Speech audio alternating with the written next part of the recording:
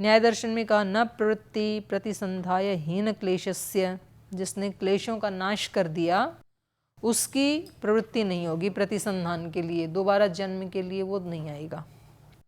और यजुर्वेद ने भी कहा तमेव विदित्वा अति मृत्युम एति, वो मृत्यु को लांघ जाएगा उसको जानने के बाद। तो ये मोक्ष पर्यंत छठे अध्याय में हमने इच्छा द्वेष ज्ञान आदि के बारे में अध्ययन किया और लौकिक वैदिक कर्मों के बारे में अध्ययन किया। तो इसमें ये प्रश्न भी बन सकते हैं कि भाई प्रशस्त आचार्य के अनुसार प्रयत्न का निरूपण करो, या इच्छा का, या द्वेष का, या धर्म का। तो सरल सरल हैं ये भाष्य, इसलिए भाष्य को भी याद कर लेना। और दूसरा प्रश्न बनता है यहाँ पर लौकिक और वैदिक कर्म कौन कौन से बताए हैं दोनों अध्यायों में। छठे अध्याय के प्रथम आह्निक में और पांचवें अध्याय में लौकिक कर्म बताए थे। लौकिक कर्म कौन से हैं? उत्क्षेपण, अवक्षेपण, आरोहण, जो भी 5 कर्म बताए हैं ना वो हैं। और फिर इसमें बताए थे वैदिक कर्म। ये भी एक बड़ा प्रश्न बनता है, तो इनको आप एक बार देख लेना। राग द्वेष, इसकी भी परिभाषा दी सूत्र ने भी। फिर कर्मों के 2 प्रकार बताए थे, भोजन के भी 2 प्रकार बताए थे, शुचि और अशुचि। तो भोजन भी 2 प्रकार का है, कर्म भी 2 प्रकार के हैं।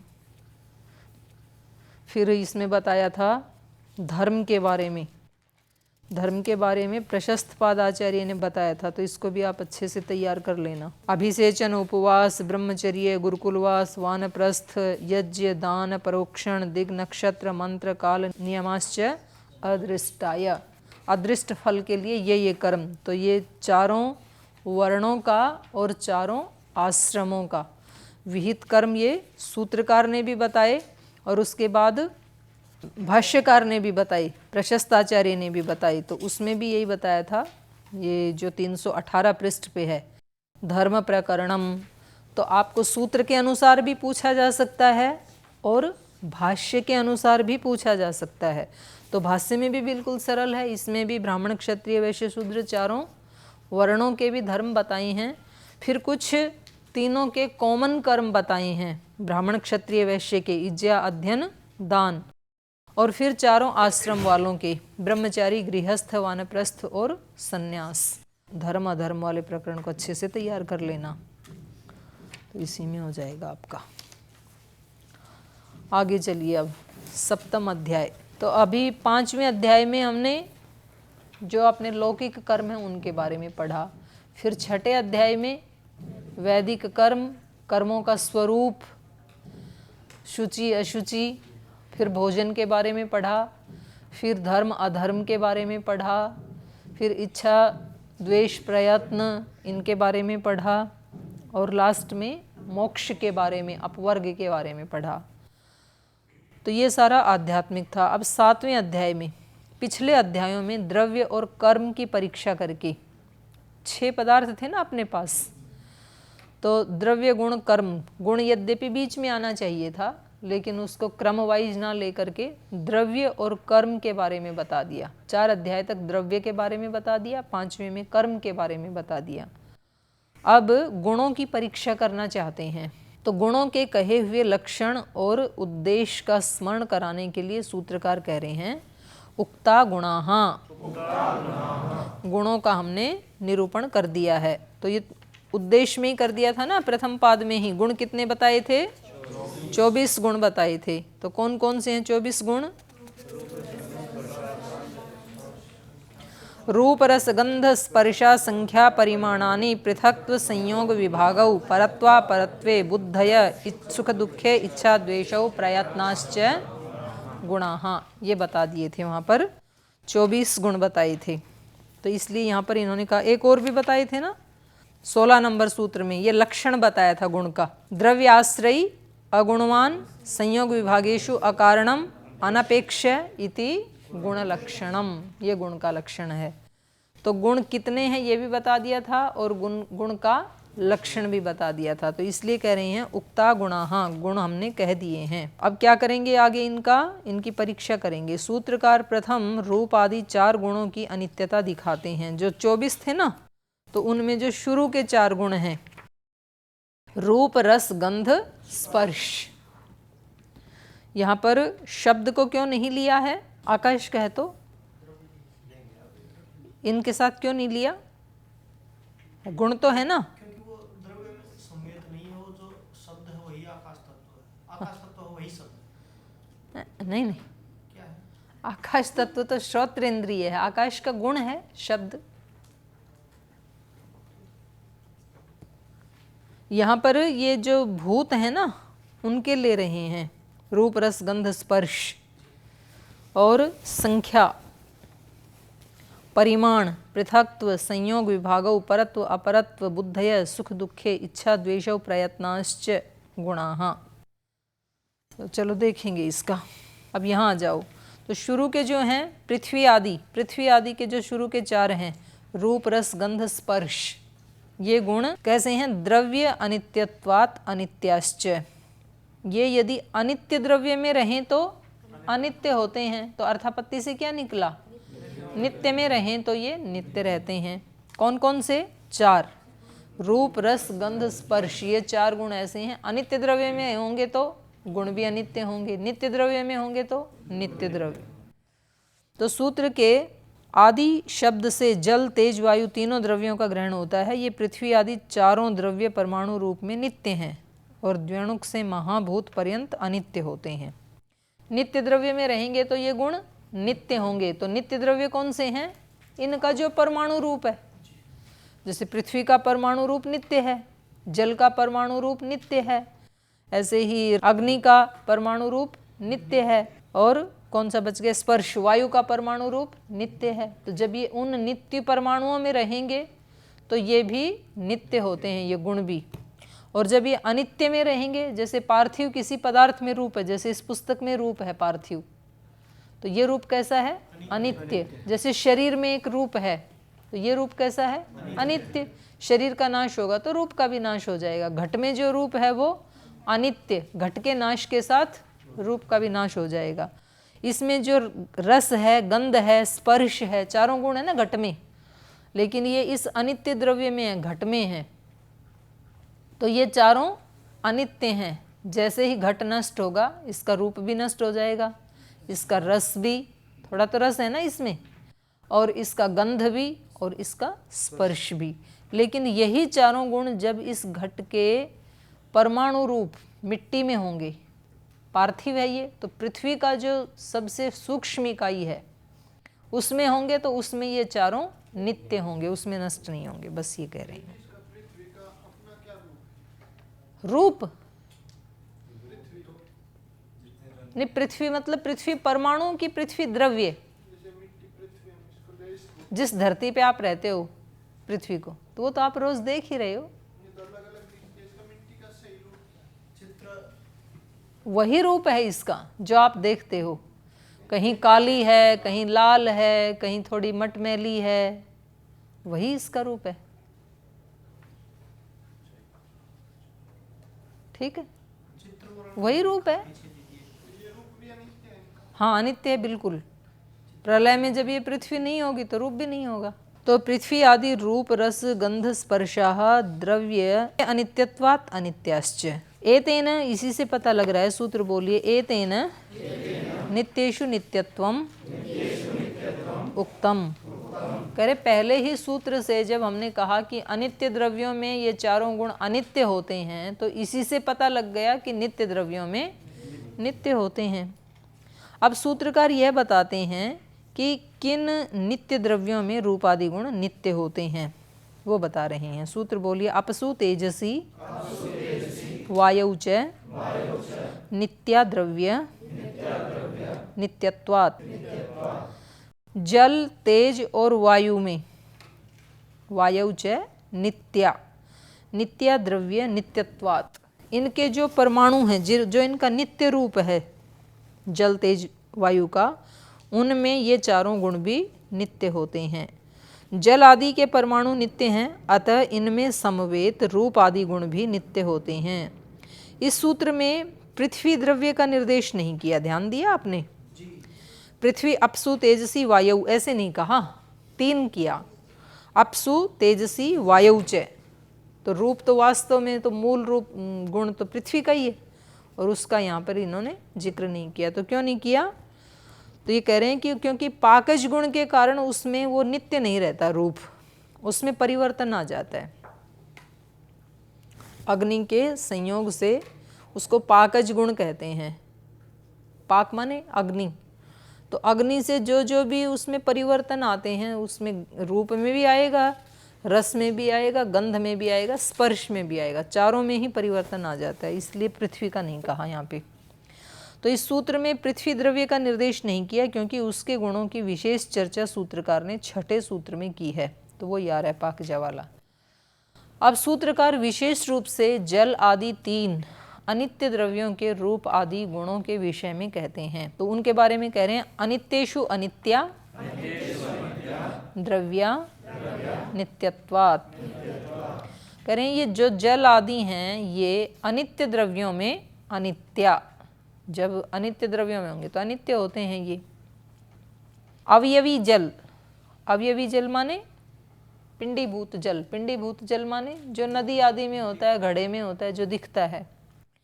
अवयवी जल आदि द्रव्यों में रूप आदि गुण तथा अन्य संख्या परिमाण आदि सब गुण अनित्य होते हैं, क्योंकि आश्रय द्रव्य की उत्पत्ति के अनंतर गुणों की उत्पत्ति तथा आश्रय के नाश से उनका नाश हो जाता है। यद्यपि द्वितीय सूत्र में इसी विषय को कह दिया है, परंतु वहाँ पृथ्वी सहित 4 द्रव्यों के विषय में कहा था, और यहाँ पृथ्वी रहित जल आदि केवल 3 द्रव्यों के विषय में कह रहे हैं, इसलिए दोबारा कह दिया। पृथ्वी के परमाणुओं में रूप आदि गुण नित्य क्यों नहीं होते, और गुणों के नित्यत्व प्रसंग में पृथ्वी को क्यों छोड़ दिया, इस शंका का समाधान करते हैं। कारण गुण पूर्वकाः पृथिव्यां पाकजाः। कारण गुण पूर्वका पृथिव्यां, कारण गुण पूर्वका पृथ्वी में कारण गुण पूर्वक पाकजाः, पाक से उनका रूपांतर हो जाता है, उसमें परिवर्तन हो जाता है। पृथिव्यां परमाणु रूप नित्य पृथ्वी में भी रूप आदि गुण नित्य नहीं, क्योंकि कार्य रूप पृथ्वी में पाकजा पाकज गुण अपने कारण के गुण से आए हुए होते हैं। जैसे अग्नि में उसको मिट्टी को रखते हैं ना, तो पहले तो उसका काला काला सा रंग रहता है घड़े का, फिर मिट्टी में अग्नि में डालते हैं तो थोड़ा लाल लाल हो जाता है। गंध में भी अंतर पड़ता है, कच्चे घड़े की गंध अलग होती है, अग्नि में पकने वाले के बाद अलग होती है। रस भी अलग होता है, कच्चे घड़े को चाट के देखो तो अलग टेस्ट आएगा पक्के वाले को जीभ से चाटो तो अलग टेस्ट आएगा ठीक रे खाते थे ना पहले, तो अभी भी कुछ खाते हैं, कैल्शियम की कमी उसी से पूरी करते थे। हाँ, गोली थोड़ी ना होती है। तो रूप, रस, गंध और स्पर्श, कच्चे घड़े को स्पर्श करोगे तो थोड़ा गीला गीला ठंडा ठंडा है, और पक्के को करोगे तो अलग स्पर्श है, थोड़ा कठोर कठोर है वो। तो चारों ही परिवर्तित हो जाते हैं अग्नि के गुण से।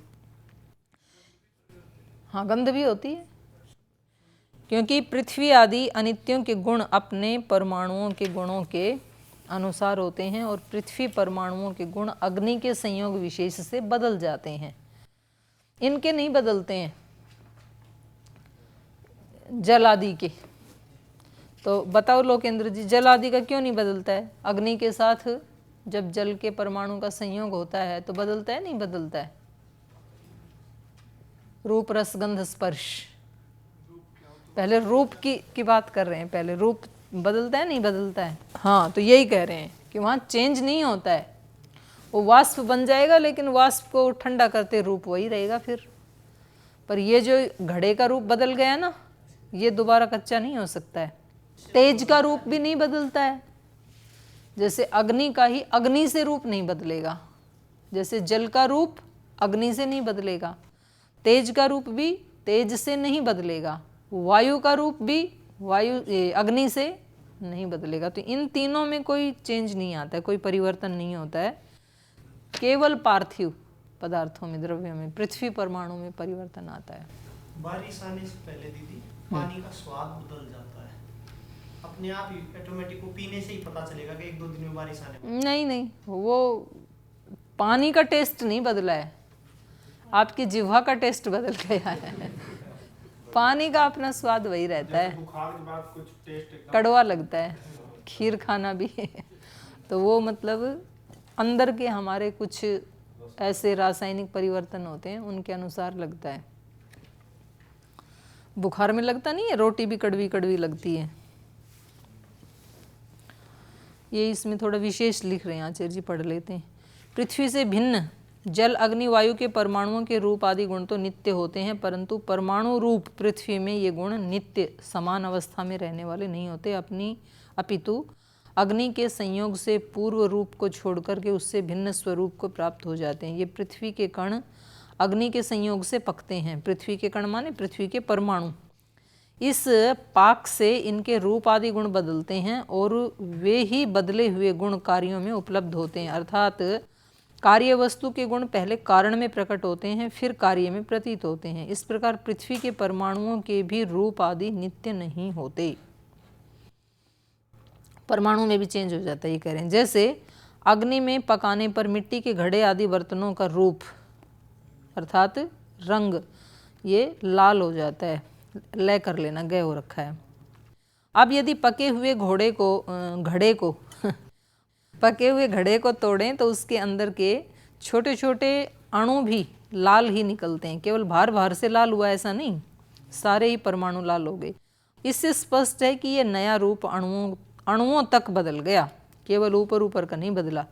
इससे सिद्ध होता है कि पृथ्वी के परमाणुओं के रूप आदि भी तेज के संयोग से बदल जाते हैं, अतः वे अनित्य होते हैं।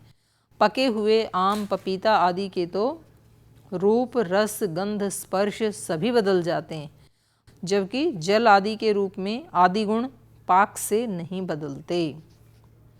जल आदि के जो गुण हैं ना, वो अग्नि से नहीं बदलते हैं, वे पूर्ववत ही रहते हैं। तो इस रूप आदि पाकज गुणों के समवायी कारण पृथ्वी परमाणु के रूप आदि गुण अवयवों के रूप आदि गुणों के असमवायी कारण और अग्नि संयोग के निमित्त कारण होते हैं। वैशेषिक के आधुनिक व्याख्या ग्रंथों में अनेकत्र पीलूपाक पिठरपाक, पीलूपाक माने परमाणु पाक और पिठरपाक माने अवयवी पाक अत्यधिक बढ़ावा अनावश्यक प्रतीत होता है। मतलब ये दो मत चलते हैं ना वहाँ पे, जो आधुनिक ग्रंथ हैं। कुछ कहते हैं कि पीलूपाक होता है, कुछ कहते हैं कि पिठरपाक होता है। पीलूपाक माने पूरे परमाणु ही उसमें परिवर्तित हो जाते हैं, और पिठरपाक माने ऊपर से रंग लाल होता है, अंदर वैसा ही रहता है। लेकिन इससे भी मतलब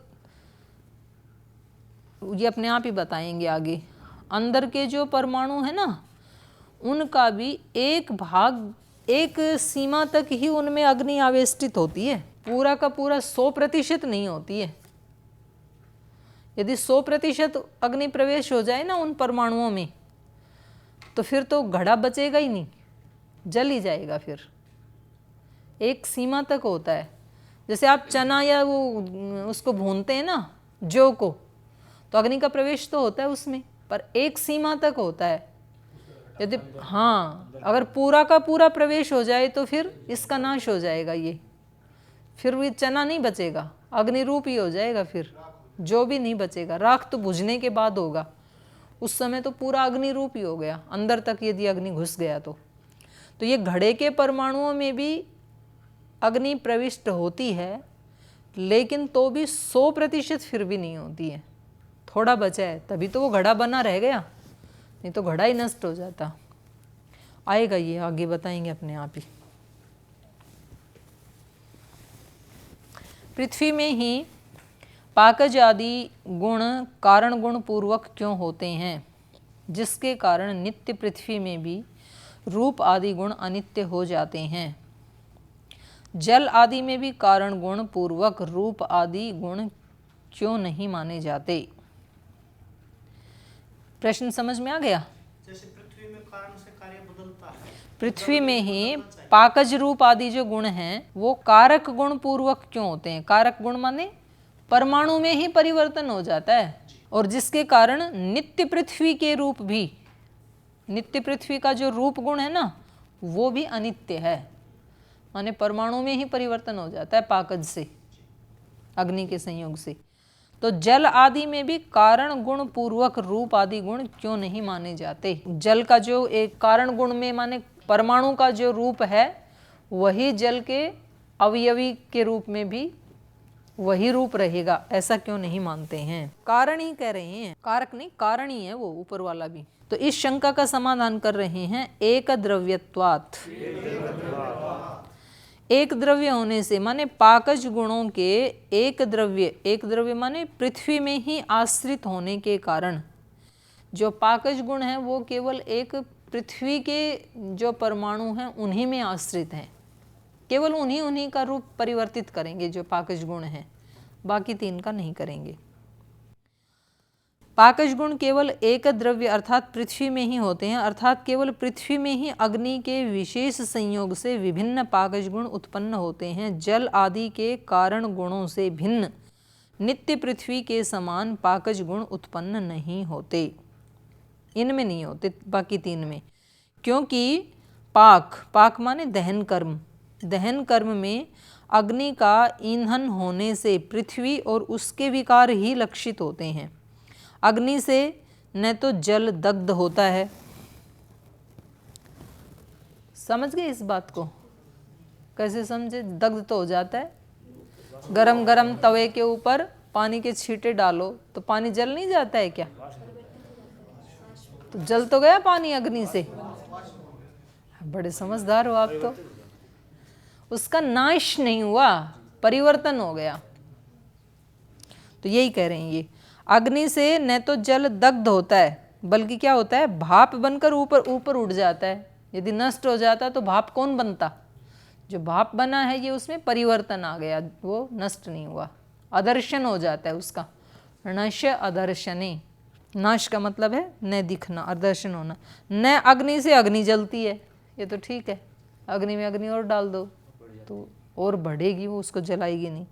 न वायुदग्ध होती है, वायुदग्ध नहीं होती अग्नि से, गर्म तो हो जाती है, हैं? लू चलती है ना, तो नष्ट हो गई ना। वायु नष्ट कहाँ हुई? वायु यदि नष्ट हो जाती तो गर्म कौन होता? गुणांतर तो आ गया उसमें, लेकिन नष्ट नहीं होती है। लेकिन पृथ्वी की चीज अग्नि में डालो, रुई डालो, तो वो नष्ट होती है कि नहीं? पता ही नहीं चलेगा कि रुई इसमें डाली थी। तिनका डालो, उसमें लकड़ी डालो, तो पता ही नहीं चलेगा कि लकड़ी डाली थी। उनको जला देती है, बाकी तीन को अग्नि नहीं जलाती है। इसलिए पाकज गुणों का एक पृथ्वी द्रव्य ही आश्रय होने से केवल उसी में विभिन्न पाकज गुण उत्पन्न होते हैं, जल आदि में नहीं। अब पाकज प्रकरण ये इनका बता रहे हैं अब भाष्यकार का। पार्थिव परमाणु रूप आदि नाम पाकजोत्पत्ति विधानम। जो पार्थिव रूप परमाणु हैं और उन परमाणुओं का जो रूप आदि हैं उनमें पाकज उत्पत्ति विधानम, उनमें पाकज गुणों की उत्पत्ति का विधान है। उदाहरण दे रहे हैं, घटादेहे आम द्रव्यस्य अग्निना संबद्धस्य अग्नि अभिघातात् नोदनात् वा तदा आरंभकेषु अणुषु कर्माणि उत्पद्यन्ते।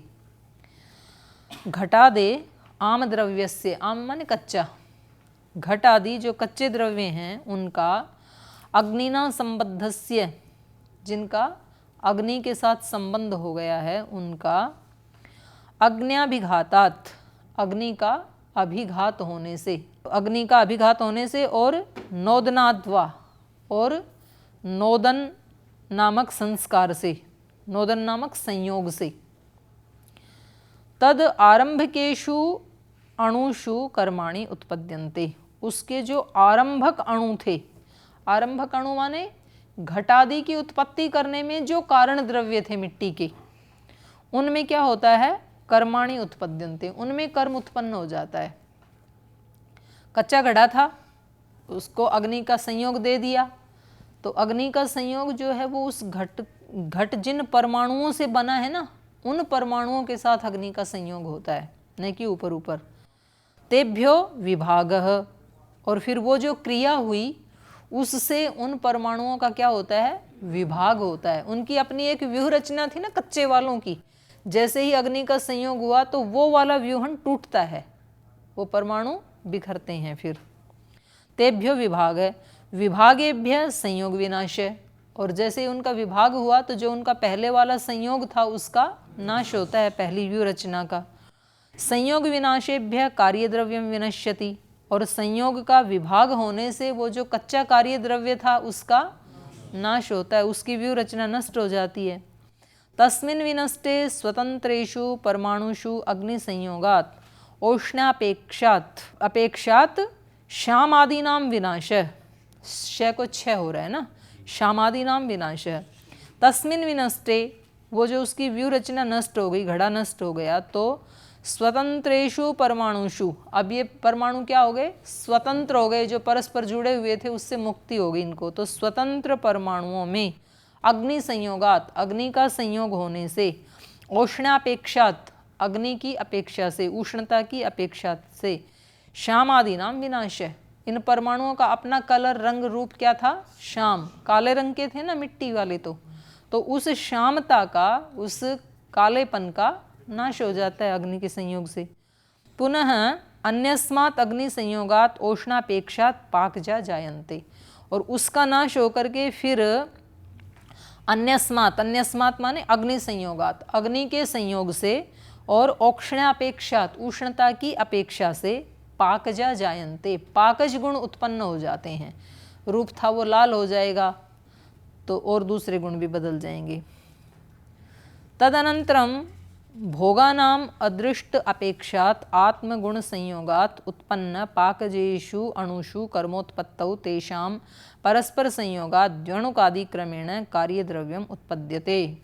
तदनंतरम, उसके बाद, भोगिनाम अदृष्टात, जिनको इस घड़े का भोग करना है, जिस व्यक्ति को, उनके अदृष्ट के कारण, माने उस घड़े को भोगने वाली जो आत्माएं हैं उनके धर्माधर्म अदृष्ट के कारण, भोगिनाम अदृष्ट अपेक्षात आत्माणु संयोगात, आत्माणु माने चेतन और अणु के संयोग से, कोई चेतन व्यक्ति कर रहा है ना इन दोनों का संयोग, तो आत्माणु संयोगात तद उत्पन्न पाकजेषु अणुषु, उससे उत्पन्न, उस संयोग से उत्पन्न जो पाकज के अणु हैं, उन अणुओं में कर्मोत्पत्तौ, कर्म की उत्पत्ति होती है, उनमें क्रिया होती है। तेषाम परस्पर संयोगात, उनमें क्या होता है, आपस में संयोग होता है। अब पके हुए जो परमाणु हैं उनका एक व्यूहन बन रहा है, क्योंकि बाहर से तो घड़ा हमें वैसे का वैसा दिखना चाहिए ना, दिखता भी है। तो तेषाम परस्पर संयोगात द्व्यणुकादि क्रमेण, पहले एक पाकज गुण का प्राप्त हुआ परमाणु दूसरे से मिलेगा तो द्व्यणुक बनेगा, फिर त्रणुक बनेगा, ऐसे फिर वो जुड़ जाते हैं एक नए व्यूहन में। तो द्व्यणुक आदि क्रमेण कार्यद्रव्यम उत्पद्यते, वो कार्यद्रव्य उत्पन्न हो जाता है। तत्र च कारण गुण प्रक्रमेण रूपादि उत्पद्यति, और फिर वहाँ पर पाकज गुण से युक्त जो परमाणु है, कारण गुण मतलब यहाँ पर कारण क्या है, पाकज गुण से युक्त परमाणु। पहला परमाणु कैसा था, पाकज गुण से रहित परमाणु था। ये परमाणु कैसा है, पाकज गुण से युक्त परमाणु। तो पाकज गुण से युक्त परमाणु के क्रम से इस घड़े में अब रूप आदि की उत्पत्ति हो जाती है।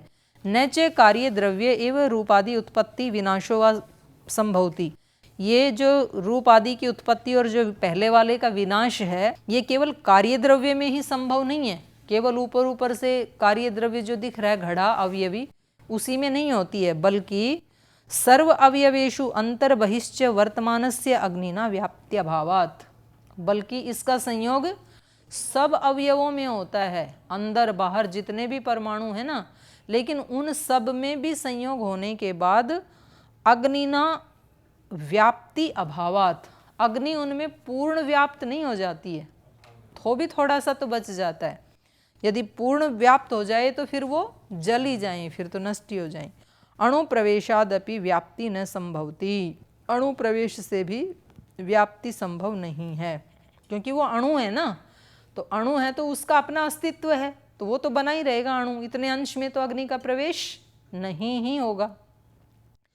कार्य द्रव्य विनाशाद इति, यदि इसमें अणु में भी प्रवेश हो तो फिर कार्य द्रव्य का विनाश हो जावे, लेकिन कार्य द्रव्य का विनाश नहीं होता है। इससे पता लगा कि अणु में संपूर्ण रूप से अग्नि की व्याप्ति नहीं होती है। तो इस प्रकार से पाकज गुणों में परिवर्तन होता है द्रव्यांतर की उत्पत्ति होने से। समय हो गया, यहीं पाठ को विराम देते हैं।